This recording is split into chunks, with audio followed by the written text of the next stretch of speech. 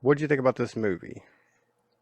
Why do you have to go to me first? No, I saw this a while back, and then I rewatched it last week, and it's a neat film. I really like it. It's like it's one of those cult classic films, and it just has some weird crap going on and telepathy, everything. So it was down my, right up my alley. So a thumbs up. I mean, I really did dig this film.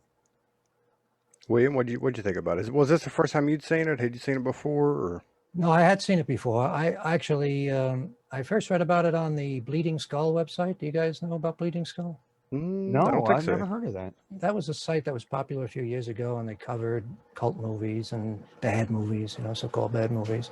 And the Yeah. description of it was so intriguing, when you start talking about a woman having an orgasm while mentally seeing a samurai killing the neighbors.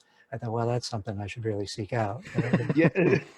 But I was surprised because when I look at the reviews, and there are reviews on almost every horror movie website, all the reviews seem to say basically the same thing, which is it's not really a good movie, but they like it. It's endearing and it's appealing in some way. And I think probably the reason that I found it interesting and attractive is because have you ever heard this term, the Swedish term "huga"? No. No.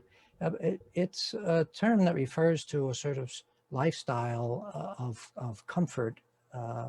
It's I guess the translation in English would be cozy. It's like if you go to IKEA, you'll probably see a lot of mention of how to decorate your house to get the hygge effect. And when I watched this movie, I thought this is really heavy on hygge because it's all about this sort of comfortable setting, rural setting, sheepskin rugs and husky dogs, and everybody's wearing comfortable clothes, and it has a warm feeling to it, which makes it kind of enjoyable, even even though it really doesn't make a lick of sense. The plot is nonsense. It looks like they just were making it up as they went along. And actually, I read that the director came up with the idea of the samurai because he saw the samurai armor in a pawn shop, and he thought, okay, samurais, why not? Yeah, when I was watching it again, I was like, somebody had the outfit, and then they made a movie around it. Well, I was like, that's the only that's the yeah, only way Yeah. you end up with a samurai ghost in a rural Wisconsin hunting farm. Yeah. it doesn't make any sense. And actually, the same thing is true with the music choices, right? I mean, there's some points in the movie where they have Gregorian chant playing over this story about Japanese samurai killing hunters in rural Wisconsin. It's like whatever we have the ability to use, we throw Yeah, into the pot. public domain, wherever they can get